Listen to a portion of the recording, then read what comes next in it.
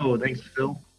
So we're going to cover multiple things. I'm going to try to cover the big topics when it comes to weed control that most producers are facing across the state from now and then through then would be like the end of the year here, the growing season. So kind of go through multiple things and some options you have to control weed species and also what herbicide choices to make in different situations, depending on what you want to do in the near future. So starting out, I know Ruth Beck, there's a presentation online about IDing Palmer Amaranth. She did a great job on that. But just to update you all on what's going on now that it's August, we have had some more reports. So again, is first found in South Dakota, summer of 2014. This is a plant right here on the right side of the screen. A picture taken at the Pierre Regional Center. They found this in irrigated corn down by the Missouri River. And then it has spread we found it in multiple counties. And again, that's coming into the state through a lot of custom combiners. It's been found, for example, these are the counties we have found until this year. There's a new county in Hand County. There's a location there that they did find Palmer Amaranth this year. It was brought in through a custom combiner. At least what they think happened. And also recently we did find some growing in Potter County, Northwest, I believe, or Northeast possibly. Potter County, so that's normal that we've seen it there before. It seems to overwinter well in the Missouri River area and then the southern part of the state, which again, if it's in the southern part of the state, that makes sense. It's coming probably from Nebraska because Nebraska has had Palmer Amaranth for quite some time. But it is tough to identify versus like water hemp. So if you have questions on that, go ahead and you can email me pictures, text me, call me, and we can try to get it figured out. I can come there in person. I was in person IDing some weeds a few weeks ago in Potter County. So I am available to come out if necessary. So pictures are handy and easy too, so I'll take that as well. But again, go back to Ruth's presentation on Palmer Amaranth, and then maybe that'll clear up some issues there if you're trying to figure out if it's water hemp, red root pigweed, or Palmer Amaranth. So again, not a widespread issue like koch and water hemp, but it is an issue that is continuing on in the state.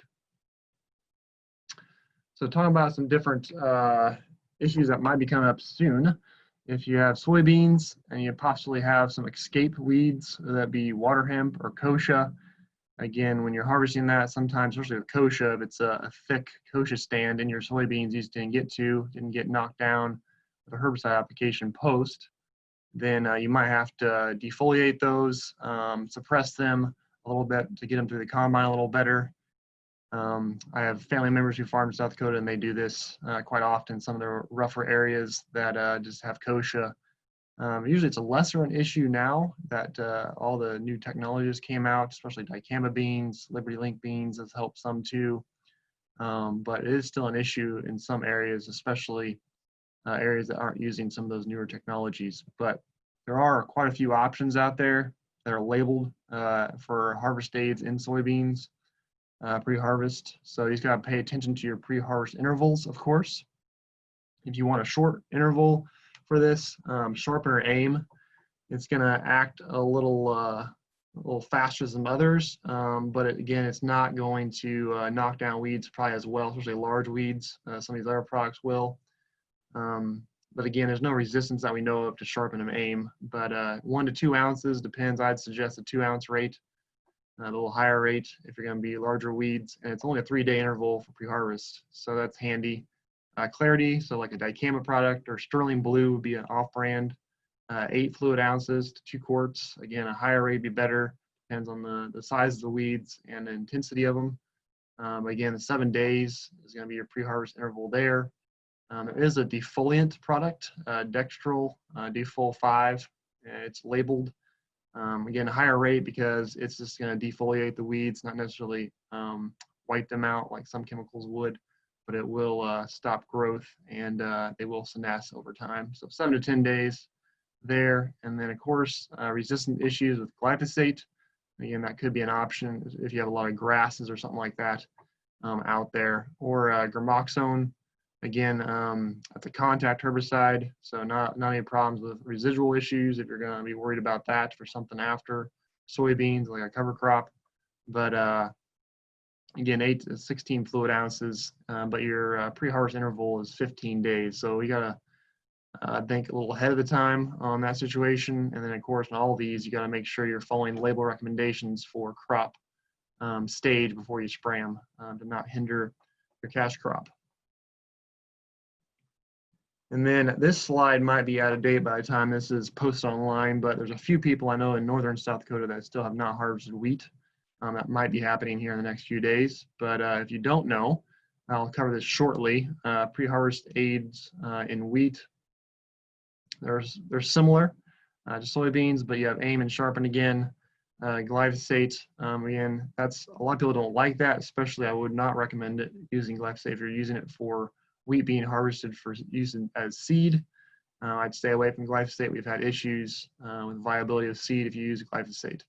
Dicamba, again, is something that you can't use in soybeans. Not soybeans, some other field crops, but half a pint, 7 days pre-harvest interval works pretty well in wheat. Or Valor or something that's one you can't use in soybeans when you come about pre-harvest intervals. So 2 fluid ounces, 10 days before harvest. Or 2,4-D, which is ester here, is labeled. Some 2,4-Ds are not labeled within this situation. So 1 pint, 16 fluid ounces, a 14-day interval.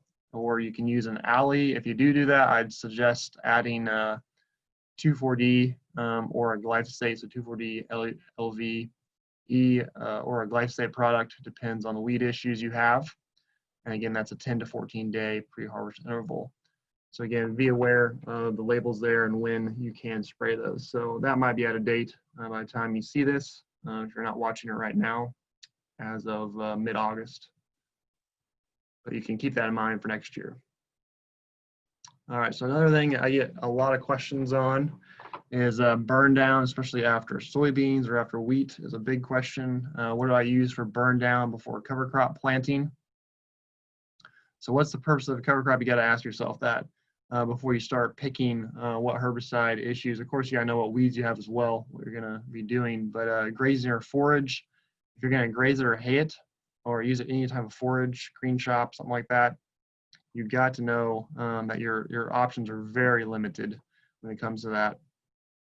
Most of these I have down here, some different options that a lot of people like to use, or I would suggest using, but your intervals for if you want to graze or hay it, you got to stick with the days of rotation restrictions on the label. Otherwise, you're going to be off label.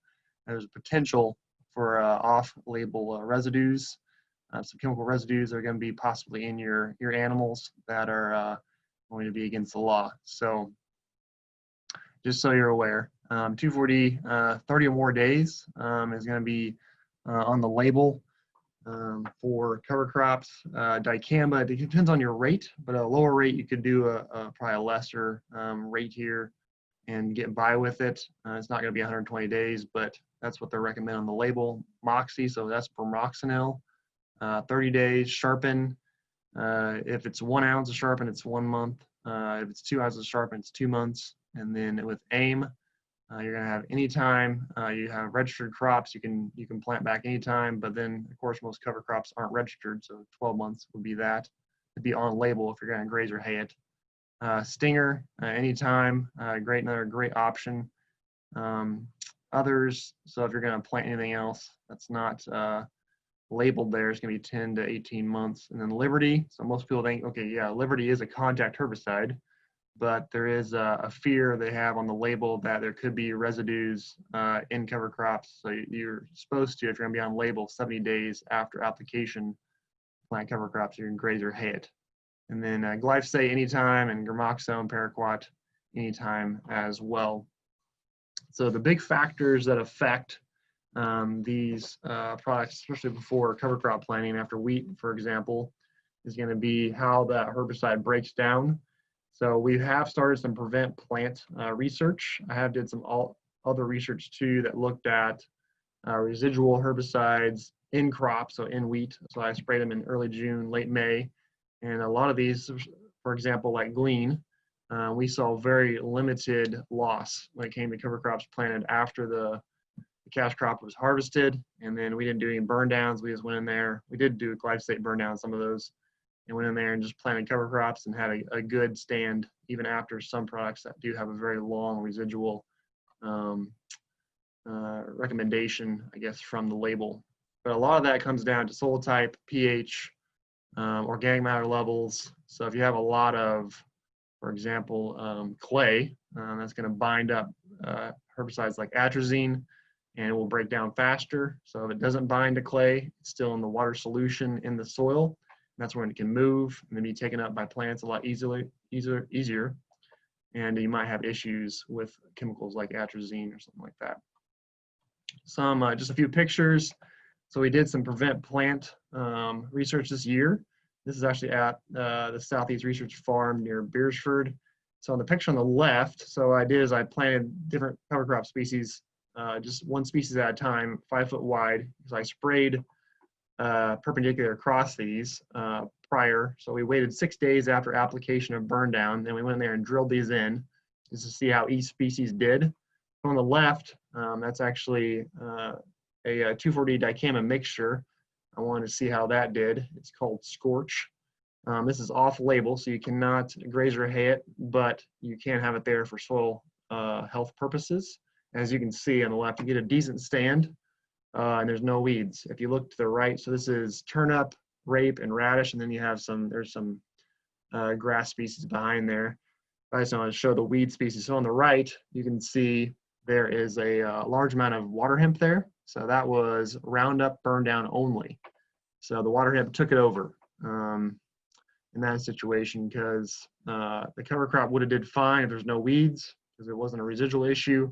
But again, if you want weed control and have something growing there to hold the soil, there is some options out there. It just won't be on label to graze or hay it. So we are researching that, and hopefully at the next year or two, I can have some good information out there for producers to use to do this with. So another opportunity coming up is across the state. If you're doing winter wheat, especially in the southern part of the state, there's always questions. What do I do for a burn down before winter wheat planting? So a lot of people, if you don't have glyphosate resistance, which a lot of people do, if you have mare's tail in the fall, one of the bigger issues is going to be that. So to do that, you're going to need something besides glyphosate. So these are some of your options that you can use for burn down before winter wheat planting. These are mostly going after broadleaf weeds. You have grasses or other products out there as well, but these are just for the broadleaf weeds mainly. 2,4-D, again, a pint. If you plant wheat within 14 days, you might see injury. So the label suggests, I think it's around 29 days, if I remember right. It could be 30 days. But there has been some research proving that if you wait even just 2 weeks, it depends on your moisture levels and soil type, but you could be okay even if you wait just 2 weeks.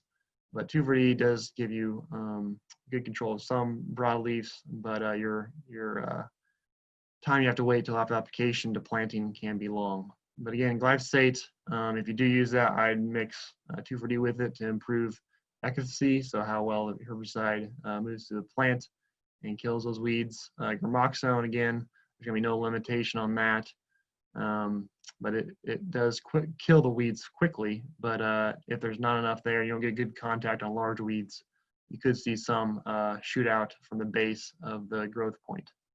I've seen that a lot in kochia, etc. Depends on the time of year. But sharpen, again, I'd suggest 2 ounces, the higher rate, and then you can come back and plant that as well.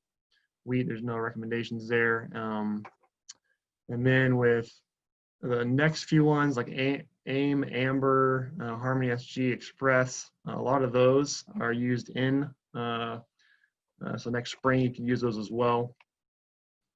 But in general, not going to have, I guess it's not common. Harmony is quite common for burn downs, so you can use those anytime, but not applied for emergence to one leaf stage.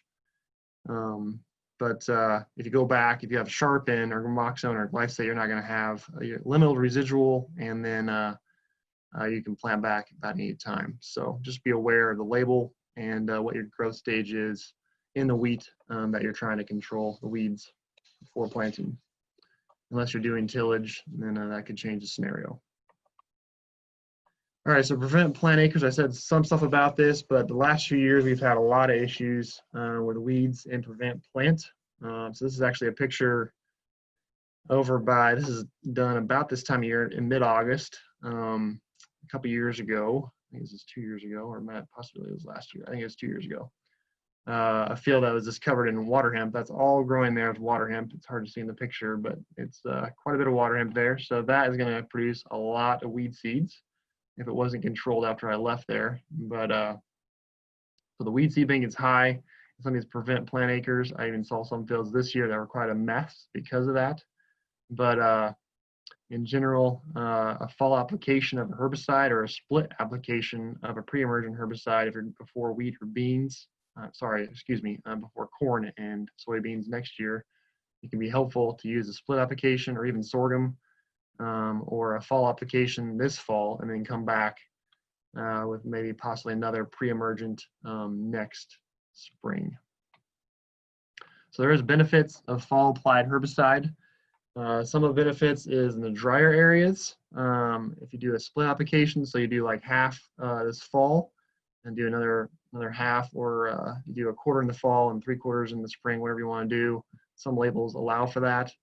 That it gives you more opportunity to catch more moisture and get some of these activated to kill some of these seedlings of maricel and other winter annuals that you don't want out there. Because if you don't do that, potentially it could be really severely wet in the spring. You won't be able to out there. You can't get in the field quick enough to control them in those situations. Especially lately, we've had a lot of wet springs, so that could be definitely a benefit to that, both of these options. If you're doing just a fall applied herbicide and come back with another pre-emergent, a different one in the spring, or do one of these split applied options. There has been a lot of research in the past done by SDSU, not recently, but if you ever know Leon Reggie, he passed away unfortunately lately, but he had a lot of information out there, I think mainly in the 70s and 80s, maybe even earlier than that, in the 90s, that split application did work well. And a lot of people still do this, especially West River or even the Pier area. I know if you've ever been to Dakota Lakes Research Farm, they do a lot of split applications of pre-emergent just to catch more moisture, because in a lot of places in South Dakota, you can't get enough moisture to really truly activate some of these pre-emergents, especially as you go west of 281 to get to the river, that area. A lot of people try to get pre down, and then the moisture levels, not recently, but previously there has been some dry years, and that does not give you enough moisture to activate those. Because most pre-emergents need at least a ½ inch. Some are even better if you get up to or upwards of like an inch to get most of that soil saturated enough to get the pre-emergent activated in that first couple inches of soil. So some other options. So this these producers, I'll show some pictures here. So this picture and this picture, these fields that, so a lot of kochia areas are going, if you're in the kochia area, you probably know this, usually is worse, weeds are always worse on the edges. So they came in the fall and applied a fall herbicide around the edges. And again, this is a prevent plant situation. They didn't get in later. So there's no weeds in the borders, but of course, in the middle of the field, that is not a crop growing there. That's mostly kochia, some volunteer corn, and some grass species like foxtail. It's quite a mess. That's going to be a lot of weed seeds, so you definitely don't want that to happen. But some options to that. There's a lot of options, especially before corn and soybeans, that you can use for fall applied herbicides. There's benefits to all these, and there's some that are going to be more expensive than others. It depends on what you want to spend. So again, even if you're doing a fall tillage, some research out of Minnesota suggests it costs anywhere from, I could be wrong, but they suggest from $14 to $21 to do one tillage pass. I don't know how they're calculating that. I didn't look too in depth, but that's what they said. And the research found $14 to $21 to do a tillage pass. I guess it depends on your equipment cost, fuel, labor, or whatever else would possibly cost you. So most of these products, you can apply them for that price or even cheaper. For example, Valor Outflank, and again, I'm not going to put every chemical name brand out there. I'm not supporting these over others. That's why I'm in bold there. There's the active ingredients. That's what you really want to find out. That's what actually does the job. Who cares what the name is necessarily? But the active ingredient is what you want. So Valor can be pretty cheap to buy, or Outflank, 1 to 4 ounces after October 15th, not on frozen ground or snow-covered soil. You'll see that throughout all these. A lot of them recommend either a date, and then they'll tell you can't do it on frozen ground or snow-covered ground. But again, if you don't have a heated shop, it's going to be, of course, tough to do to keep your sprayer from freezing. It depends on the temperature and where in the state you are. If you're up here in the northern part of the state where I am in Aberdeen, some of these you're going to have to put down a little sooner, or like right after harvest, right after you're done with soybean harvest, or soon after, or after corn, to make sure you're out there in time, because it could be, of course, November. It can get quite chilly, but we can have a warm day here and there. Could happen. So with Valor, they have other options. Valor plus other products. So you can see there in bold, flumoxazin, and then they add other products. So Cervil, they add another one, and then also with Fierce or Fierce MTZ. And a lot of these have different, of course, opportunities for different crops. So Valor, Fierce, and Fierce MTZ can be used in the fall before soybeans or corn. And a lot of these I'm going to mention here are mainly before soybeans, because that's where most of your weed issues, especially most of this is going to cover, is your winter annuals. This is going to control winter annuals and your spring early emerging weeds, especially things like kochia. So if you can't get out in the field quick enough, this is great ways to control that early emerging kochia. Sometimes it's too cold, or for a post-emergent spray, or in the spring, or it's going to be too wet to get out there. Other things like Elite adds 3. So the more active ingredients you have, the more possibly side of actions you have. So different avenues of kind of little hammers to kill that weed. So the more the better, but sometimes, of course, those cost more at the same time. And then Euphoria, Panther Pro can also be great. So all these, you got to watch soil temperature. Sometimes they want it is less than 50 degrees. For example, in Elite, they want it to be cold. So they want that soil temperature at 4 inches to be at least 50 degrees or cooler. Some more here, so pendimethalin, so Prowl H2O. They want it to be October 1st before freeze up. So again, you gotta make sure you're knowing that, or like for dual, you can't do that in the fall, especially for grass control. September 30th, they want to do after September 30th and before the ground freezes. And then Outlook and Zidua. So with that, Outlook, Dual, and Zidua can all be used before soybeans in the fall and corn. So different options there as well. And then if you look, Sulventrazone. So some of these I would recommend the mixtures just because you're going to give you more broad spectrum control. But Spartan, and they take Spartan and add S-Pillichlor for Authority Elite. And then also for Authority Supreme, they're adding a different chemical as well, sulfentrazone. And then down at the bottom there, you see acetylfluticetol, if I can say it right. Verdict, and then saflufentanil plus imazapyr, dimethamid, Optel Pro. Apply prior to first killing frost. So there's some options for soybeans in these options. And then also some more fall ones. Some of these are more corn oriented. So Harness, acetochlor, and then atrazine and Python is all going to be more geared towards for corn control in the fall. So a lot of these aren't used a lot in the fall for corn just because most pre-emergents, they're so broad spectrum and you can use so many options for atrazine especially to be okay in the spring before corn. I know a lot of people just put down Harness Extra, acetochlor plus atrazine, and you'll be fine. But one quart, so that'd be 1 pound of atrazine in the fall will get rid of a lot of your grass problems and even help with kochia control next spring. So if there's any questions, I can kind of answer those. Otherwise, if you have any questions, there's my office and cell phone number, and then my email address. You can find this online as well. And where I'm in the Aberdeen Regional Center, so stop by. I'm in the office. Of course, we're wearing masks, but be safe as possible in that situation. So you can call or email me, and you'll have to do it in person.